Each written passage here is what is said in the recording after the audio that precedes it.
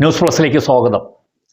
കഴിഞ്ഞ ദിവസം നന്തങ്കോട് കൂട്ടക്കൊലയുടെ ഉത്തരവാദിയായ പ്രതി ജിൻസൺ രാജയ്ക്ക് ജീവപര്യന്തം തടവും പിഴയും വിധിച്ചുകൊണ്ടുള്ള ഉത്തരവ് തിരുവനന്തപുരം സെഷൻസ് കോടതി നമ്പർ 6 നിന്നുള്ള ഉത്തരവ് പുറത്തു വന്നു കഴിഞ്ഞിരിക്കുന്നു.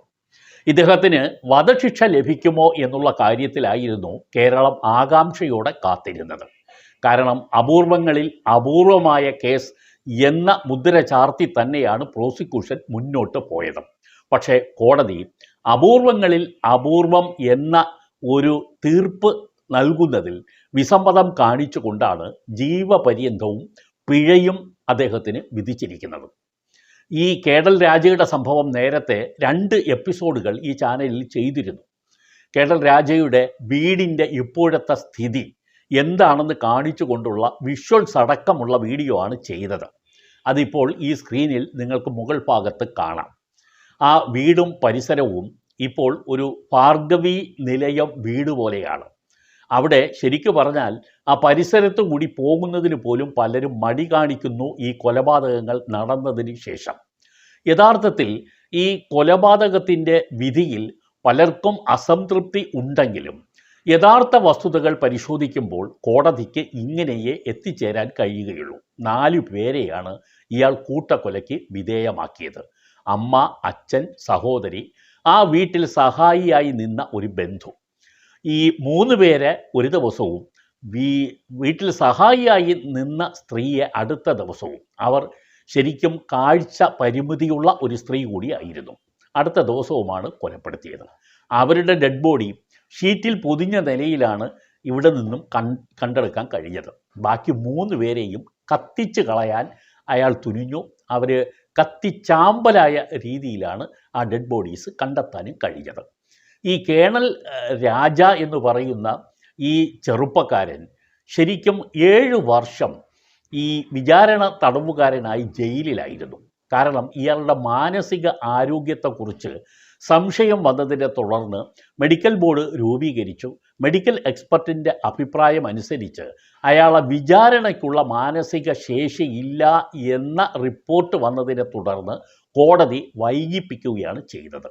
7 വർഷങ്ങൾക്ക് ശേഷം കിട്ടിയ മെഡിക്കൽ റിപ്പോർട്ടിൽ അയാളുടെ മാനസിക സ്ഥിതി മെച്ചപ്പെട്ടിട്ടുണ്ടെന്നും വിചാരണയ്ക്ക് ഇയാളെ ഹാജരാക്കാമെന്നും ഉള്ള റിപ്പോർട്ടിൻ്റെ അടിസ്ഥാനത്തിലാണ് തുടർന്ന് കോടതി അടുത്ത കാലത്ത് വിചാരണയ്ക്ക് എടുത്തത്. യഥാർത്ഥത്തിൽ 2 കാര്യങ്ങൾ ഇതിനകത്ത് നിങ്ങൾ ശ്രദ്ധിക്കേണ്ടതുണ്ട്. എന്തുകൊണ്ടാണ് ഈ കേഡൽ രാജയുടെ ഇപ്പോൾ ചെയ്ത കുറ്റം കോടതിയുടെ മുമ്പിൽ പ്രോസിക്യൂഷൻ കൊണ്ടുവന്നത്? കൊലപ്പെടുത്തി എന്നുള്ളത് ശരി തന്നെയാണ്. പക്ഷേ ദൃക്സാക്ഷികൾ ആരുമില്ലാത്ത ഒരു കൊലപാതകമാണ് ഇത്. നേരിൽ ആരും കണ്ടിട്ടില്ല.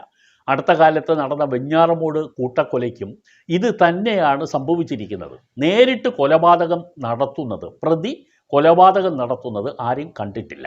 കോട്ടയം വിജയകുമാറിൻ്റെ കേസിലും സംഭവിച്ചിരിക്കുന്നത് ഇതാണ്. ഈ 3 കേസുകളും, ഒട്ടേറെ കേസുകൾ ഇതുപോലെയുണ്ട്, എങ്കിലും അടുത്ത കാലത്തായതുകൊണ്ടാണ് എടുത്തു പറയുന്നത്. നേരിട്ട് കണ്ട ആളുകളില്ല, ദൃക്സാക്ഷി എന്ന് പറയും, ഐ വിറ്റ്നസ്. ആ വിറ്റ്നസ് ഇല്ലെങ്കിൽ കോടതി സാധാരണ സ്വീകരിക്കപ്പെടുന്നത് 2 കാര്യങ്ങളാണ്. ഒന്ന്, ശാസ്ത്രീയ തെളിവുകൾ എന്ന് പറയും. ശാസ്ത്രീയ തെളിവുകൾ എന്ന് പറഞ്ഞാൽ ആ സ്ഥലത്ത് നിന്ന് കിട്ടിയ ഫിംഗർ പ്രിൻറ്റുകൾ, ആയുധം ഉപയോഗിച്ചിട്ടുണ്ടെങ്കിൽ അതിൽ ഈ പ്രതിയുടേതായ വിരൽ അടയാളങ്ങൾ, പ്രതി അവിടെ ചിലപ്പം അവശേഷിച്ചിട്ട് പോകുന്ന ചില കാര്യങ്ങളുണ്ടാകാം.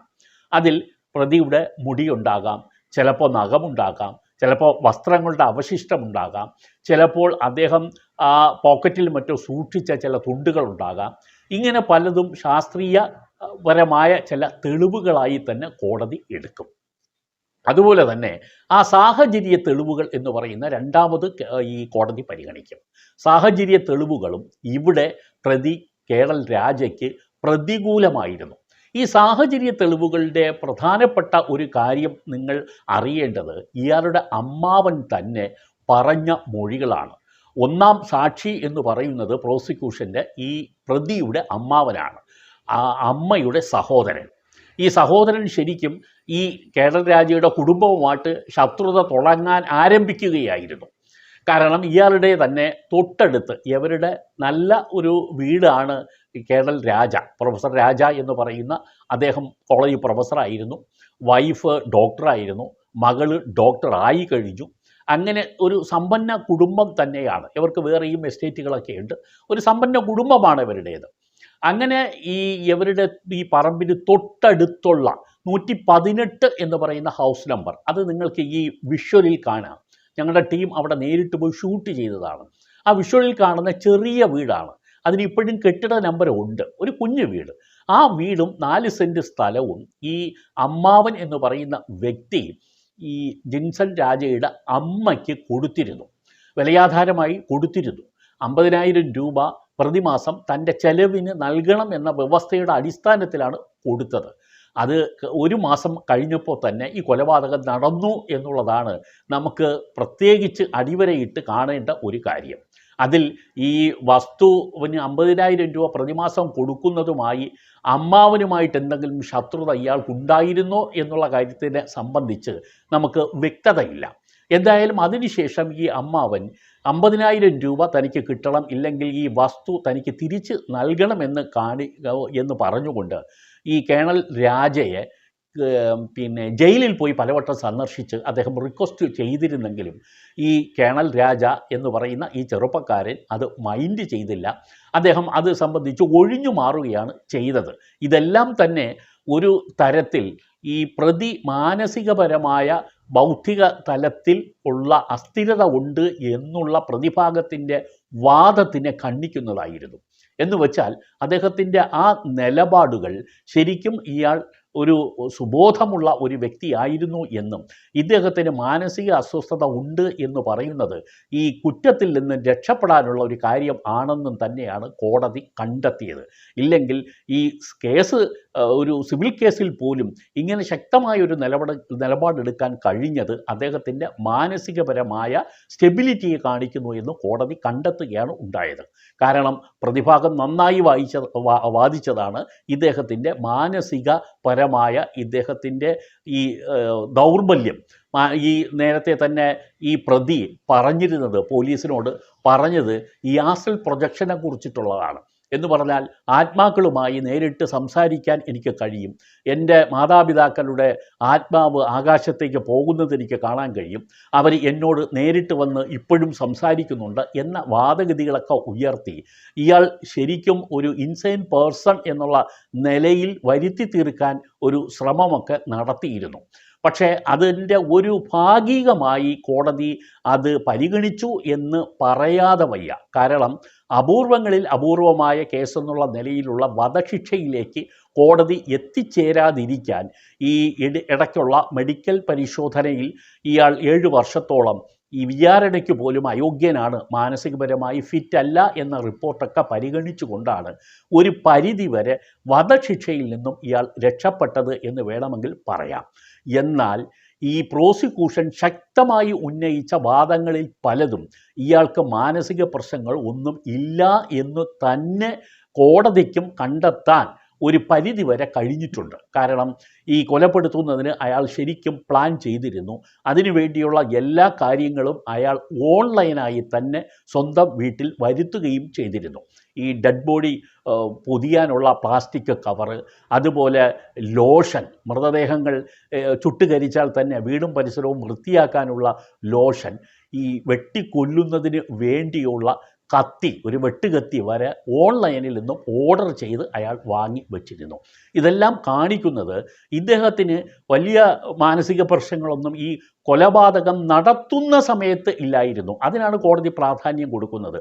അതിനുശേഷമുള്ള മാനസിക അസ്വാസ്ഥ്യം ഒന്നും തന്നെ കോടതി പരിഗണനയ്ക്കെടുക്കേണ്ട കാര്യമില്ല. അതിനു മുൻപുള്ളതും ഒരു പരിധിവരെ പരിഗണിക്കപ്പെടുകയുള്ളൂ. പക്ഷേ at the time of that incident, ആ സമയം, ആ സംഭവം നടക്കുന്ന സമയത്ത് ഇയാൾക്ക് ശരിക്കും മാനസികപരമായിട്ടുള്ള ആരോഗ്യം, മെൻ്റൽ ഹെൽത്ത് ഇയാൾക്കുണ്ടോ എന്നുള്ളത് മാത്രമാണ് കോടതി വിചാരണ സമയത്ത് പരിഗണിക്കുകയും അതിന് ശിക്ഷ വിധിക്കുമ്പോൾ അതനുസരിച്ചിട്ടുള്ള ശിക്ഷാവിധി പ്രഖ്യാപിക്കുകയും ചെയ്യുകയുള്ളൂ. ഇത് മാത്രമല്ല, കൊലപാതകങ്ങൾ നടത്തിയതിന് ശേഷം ഇയാൾ അവിടെ നിന്നും രക്ഷപ്പെടുമ്പോൾ ഇയാൾ പാസ്പോർട്ട് എടുത്തിരുന്നു, ഇയാൾ സർട്ടിഫിക്കറ്റുകൾ എടുത്തിരുന്നു, ധരിക്കാനുള്ള വസ്ത്രങ്ങൾ ബാഗിൽ എടുത്തിരുന്നു. അതുപോലെ ഇദ്ദേഹം പിന്നെ ഇതനുസരിച്ച് പോകുന്നതിന് പണവും വീട്ടിൽ നിന്നും എടുത്തുകൊണ്ടാണ് ഇയാൾ ചെന്നൈയിലേക്ക് സ്ഥലം വിട്ടു പോകുന്നത്. യഥാർത്ഥത്തിൽ അവിടെ ഒരു തീപിടുത്തം ആ വീട്ടിലുണ്ടായി. അതിനെ തുടർന്ന് ഇവർ 3 പേരും മരിച്ചു എന്ന്, 3 അല്ല 4 പേരും മരിച്ചു എന്ന് വരുത്തി തീർക്കാനായിരുന്നു കേണൽ രാജയുടെ പ്രധാന ശ്രമം.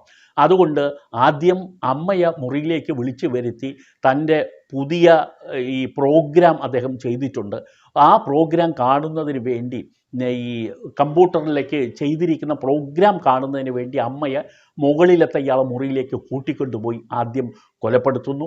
ആ സമയത്തേക്ക് അച്ഛനും സഹോദരിയും ഇല്ല, അവർ പുറത്തു പോയിരുന്നു. അവർ തിരിച്ചെത്തുമ്പോൾ അവരെയും ഇതുപോലെ കൂട്ടിക്കൊണ്ട് മുകളിലേക്ക് പോവുകയാണ്. ആദ്യം സഹോദരിയെ കൂട്ടിക്കൊണ്ടുപോയി കൊലപ്പെടുത്തുന്നു, പിന്നെ അച്ഛനെയും കൊണ്ടുപോയി കൊലപ്പെടുത്തുകയാണ് ചെയ്തത്. അപ്പോൾ ഇതെല്ലാം തന്നെ ശരിക്കും ആ സമയത്ത് ബുദ്ധി സ്ഥിരതയുള്ള ഒരു വ്യക്തി ചെയ്യുന്ന കാര്യങ്ങളായി തന്നെ കോടതി കാണുകയാണ് ചെയ്തത്. ഇവരെ 3 പേരെയും ആദ്യം കൊലപ്പെടുത്തുന്നു.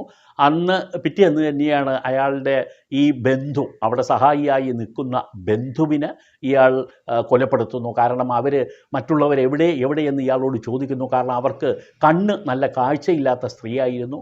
അപ്പോഴൊക്കെ അച്ഛനും അമ്മയും സഹോദരിയും കന്യാകുമാരിയിലേക്ക് ടൂർ പോയിരിക്കുന്നു എന്ന് പറഞ്ഞ് ഇയാൾ ഒഴിയുകയായിരുന്നു. പക്ഷേ അവർക്ക് സംശയം തോന്നിയിട്ടാകാം വീണ്ടും വീണ്ടും ചോദിച്ചതിനെ തുടർന്ന് ഇനി എവരും കുഴപ്പം തനിക്കെതിരെ ഉണ്ടാക്കുമോ എന്ന് ഭയന്ന്, തന്നെ ഈ കൊലപ്പെടുത്തിയ വിവരം അറിഞ്ഞ് പോലീസിനെയോ മറ്റോ അറിയിക്കുമോ എന്നുള്ള ഭയത്തോടു കൂടി അവരെയും കൊലപ്പെടുത്തുകയാണ് ചെയ്യുന്നത്. ലളിത എന്ന് പറയുന്ന വ്യക്തിയെ കൊലപ്പെടുത്തുകയാണ് ചെയ്യുന്നത്. പിന്നീട് വേലക്കാരിയെ അന്ന് തന്നെ രാവിലെ ഭക്ഷണമൊക്കെ ഉണ്ടാക്കി വെക്കാൻ പറഞ്ഞിട്ട് അവരെ നേരത്തെ പറഞ്ഞു വിട്ടു. 3 ദിവസത്തേക്ക് വീട്ടിലേക്ക് വരേണ്ടതില്ല, എല്ലാവരും ടൂർ പോവുകയാണ് എന്ന് അവരെ, ആ വേലക്കാരിയെ വരെ ഇയാൾ ധരിപ്പിക്കുകയാണ് ചെയ്തത്. ഇത് കൊലപാതകങ്ങൾക്ക് ശേഷം ഇയാൾ അയൽ വീട്ടിലേക്ക് പോകുന്ന ഒരു സംഭവം കൂടിയുണ്ടായി. അവിടെയും അയാൾ പറഞ്ഞത് ഇവരെല്ലാം ടൂർ പോയിരിക്കുകയാണ് എന്നാണ് ഇയാൾ പറഞ്ഞത്. എല്ലാവരോടും ഇവർ ടൂർ പോയിരിക്കുകയാണ് എന്ന് അയാൾ പറഞ്ഞു. യഥാർത്ഥത്തിൽ അപ്പോഴൊക്കെ ഇവരെ കത്തിക്കുന്നതിനുള്ള എല്ലാ നടപടിയും പൂർത്തിയാക്കി അയാൾ മുന്നോട്ട് പോവുകയായിരുന്നു. പക്ഷേ വീട്ടിൽ തീ പിടിക്കുന്നത് കണ്ടിട്ട് അയൽക്കാരാണ് ഫയർഫോഴ്സിനെ വിളിച്ചു വരുത്തിയത്. അവർ വീട് തുറന്നു നോക്കുമ്പോഴാണ് ഈ കത്തിക്കരിഞ്ഞ ശവശരീരങ്ങൾ കണ്ടത്. ഒരു ഡമ്മിയെയും കത്തിക്കഴിഞ്ഞ നിലയിൽ കണ്ടു, ഒരു മനുഷ്യരൂപത്തിലുള്ള ഒരു ഡമ്മി. യഥാർത്ഥത്തിൽ ഇയാൾ പറഞ്ഞത് ഈ വെട്ടിക്കൊലപ്പെടുത്തുന്നതിന് വേണ്ടി, പ്രാക്ടീസ് ചെയ്യുന്നതിന് വേണ്ടി ഉണ്ടാക്കിയതാണ് എന്നാണ് ഇയാൾ പോലീസിനോട് പറഞ്ഞത്. എന്തായാലും അത് ഡമ്മിയാണെന്ന് തിരിച്ചറിയുകയും ചെയ്തു. ഇതെല്ലാം കാണിക്കുന്നത് സാഹചര്യ തെളിവുകൾ ഒക്കെ തന്നെ ഇയാൾ ശരിക്കും ഒരു ബോധാവസ്ഥയിൽ തന്നെ ആയിരുന്നു. മാനസിക വിഭ്രാന്തിയുള്ള ഒരാൾ ചെയ്യുന്ന തരത്തിലുള്ളതല്ല പ്രവൃത്തികൾ ഇയാൾ ചെയ്തത്. ബോധമുള്ള ഒരാൾ രക്ഷപ്പെടുന്നതിന് വേണ്ടി കാണിച്ച പ്രക്രിയകളാണ് ഇത്തരത്തിലുള്ള മാനസികപരമായ അസ്വസ്ഥത ഉണ്ടായിരുന്നു എന്ന് ഈ ആസ്റ്റൽ പ്രൊജക്ഷൻ, ആത്മാവിനോട് സംസാരിക്കുന്ന പരിപാടി ഞാൻ നിരന്തരം നെറ്റിൽ കാണുമായിരുന്നു. അതിൻ്റെ പ്രചോദനം എന്നൊക്കെ ഇയാൾ പറഞ്ഞു ഫലിപ്പിച്ചത് രക്ഷപ്പെടാനുള്ള മാർഗം ആയിരുന്നു എന്നുള്ളതാണ്. കൂട്ടത്തിൽ അങ്ങനെ ഇയാൾക്ക് ശിക്ഷ കിട്ടി. അയാൾ ഇപ്പോൾ പുഴപ്പുര ജയിലിലേക്ക് മാറ്റപ്പെടുകയും ചെയ്തു. ഇനി അയാൾക്ക് കിട്ടിയിരിക്കുന്നത് തന്നെ ഒരു 12 വർഷത്തെ കഠിന തടവ്, അത് തെളിവ് നശിപ്പിക്കുന്നതുമായി ബന്ധപ്പെട്ടതും വീടിന് തീയിട്ടതുമായ ബന്ധപ്പെട്ടതുമായ കുറ്റങ്ങൾക്കുള്ള ശിക്ഷയാണ്. ആ ശിക്ഷ കഴിഞ്ഞാൽ കൊലപാതകത്തിനുള്ള ജീവപര്യന്തം ആരംഭിക്കും. ചുരുക്കത്തിൽ ഒരു ദീർഘകാലം ഈ വ്യക്തി എന്തായാലും ജയിലിനകത്ത് തന്നെയാണ്, മറ്റൊന്നും സംഭവിച്ചില്ലെങ്കിൽ. കാരണം ഈ കുറ്റവാളികൾക്ക് ശിക്ഷയിൽ ഇളവ് ചെയ്തു കൊടുക്കാനുള്ള സർക്കാർ അധികാരങ്ങളൊക്കെ ഉണ്ട്. അതെല്ലാം ഉണ്ടായില്ല എങ്കിൽ ഈ പറയുന്ന വലിയൊരു കാലയളവിൽ ഈ കേണൽ ജിൻസൺ രാജ ഈ ജയിലിനുള്ളിൽ തന്നെ അയാൾ കഴിയേണ്ടി വരും. ഈ കൂട്ടത്തിൽ മറ്റൊരു കാര്യം കൂടി എനിക്ക് നിങ്ങളുടെ ശ്രദ്ധയിൽപ്പെടുത്താനുള്ളത്, ഇയാളുടെ വിചാരണ സമയത്ത് ഈ കേണൽ രാജയുടെ വിചാരണ 6ാം നമ്പർ സെഷൻസ് കോടതി തിരുവനന്തപുരം വഞ്ചിയൂരിൽ നടക്കുമ്പോൾ ഞാൻ അവിടെ ഉണ്ടായിരുന്നു.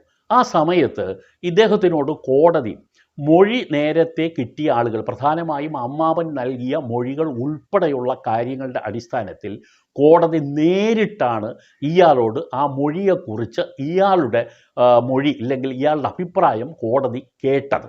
അത് കോടതി എഴുതി തയ്യാറാക്കിയ ചോദ്യങ്ങളുമായിട്ടാണ് കോടതി ഈ ചോദ്യങ്ങൾ ഉന്നയിച്ചുകൊണ്ട് അയാളുടെ കൗണ്ടർ പോയിൻ്റ് കോടതി കേട്ടത്. കൗണ്ടർ പോയിൻ്റ് എന്ന് പറഞ്ഞാൽ ഈ മൊഴി കൊടുത്ത ആളുകൾ പറഞ്ഞതെല്ലാം ശരിയാണോ, താങ്കളെ സംബന്ധിച്ചിടത്തോളം ഈ മൊഴിയെക്കുറിച്ച് താങ്കൾക്ക് എന്താണ് പറയാനുള്ളത് എന്ന നിലയിലാണ്. ഏകദേശം 100-ൽ പരം ചോദ്യങ്ങൾ കോടതി ഇയാളോട് ചോദിച്ചു. ഏകദേശമാണ് ഉച്ചവരെ 1.5 മണി വരെ ആദ്യം ചോദ്യങ്ങളുടെ പകുതിയോളം ചോദിച്ചു. അത് കഴിഞ്ഞ് ഉച്ചയ്ക്ക് ശേഷം വീണ്ടും കോടതി കൂടിയപ്പോൾ അടുത്ത ചോദ്യങ്ങളും ചോദിച്ചു.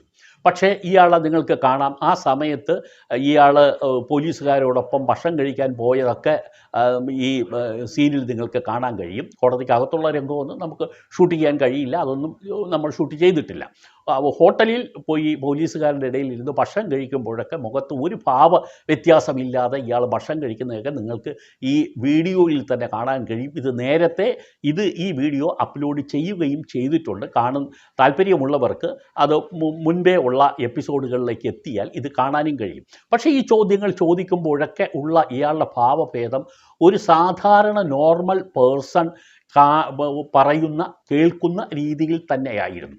മിക്ക ചോദ്യങ്ങൾക്കും അദ്ദേഹം പറഞ്ഞ മറുപടി ഇതാണ്.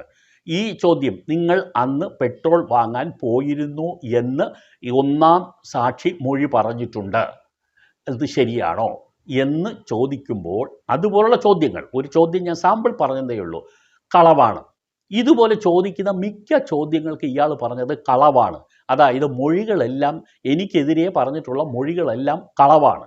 ഇന്ന ഡ്രസ്സല്ലേ അന്ന് നിങ്ങൾ ധരിച്ചിരുന്നു എന്ന് ഒന്നാം സാക്ഷി പറയുന്നുണ്ട്, അത് പറഞ്ഞപ്പോൾ കളവാണ്. ഇങ്ങനെ പലതും കളവാണ് എന്ന് അയാൾ മറുപടി പറയുന്നുണ്ട്. ഒരു പക്ഷേ ഇയാളുടെ പ്രതിഭാഗം അഭിഭാഷകൻ ഇദ്ദേഹത്തിനോട് പറഞ്ഞു പഠിപ്പിച്ചതായിരിക്കാം. എന്തായാലും അയാൾ അങ്ങനെയാണ് പറയുന്നത്. അതായത് ശരിക്കും സുബോധം ഉള്ള ഒരു വ്യക്തി എങ്ങനെ പറയുമോ അതേ നിലയിൽ തന്നെയാണ് കേണൽ രാജ കോടതിയിൽ അന്ന് ഇതെല്ലാം പറഞ്ഞത്.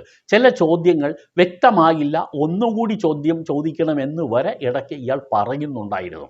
അപ്പോൾ ഇപ്പോൾ അയാൾ ഈ 7 വർഷം ശരിക്കും ജയിലിൽ വിചാരണ തടവുകാരനായി കിടന്ന വ്യക്തി അതിനുശേഷം മെൻ്റൽ സ്റ്റേബിളായി അങ്ങനെ കോടതിയിലെത്തിയപ്പോൾ പറഞ്ഞതാണെന്ന നിഗമനത്തിൽ എത്താം. എങ്കിലും യഥാർത്ഥത്തിൽ ഇതിനു മുൻപുള്ള സാഹചര്യ തെളിവുകൾ, കൊലപാതകം നടന്ന ദിവസത്തെ സാഹചര്യ തെളിവുകൾ ഒക്കെ തന്നെ ഇയാൾ രക്ഷപ്പെടാൻ ശ്രമിച്ചതും ഞാൻ നേരത്തെ പറഞ്ഞ ബാക്കി കാര്യങ്ങളും എല്ലാം ചേർത്ത് വെച്ചുകൊണ്ടൊക്കെ തന്നെ ഇയാൾക്ക് മാനസികപരമായ ആരോഗ്യമില്ല എന്നുള്ള വാദം ഒരിക്കലും അംഗീകരിക്കാൻ കഴിയാത്തത് തന്നെയാണ്.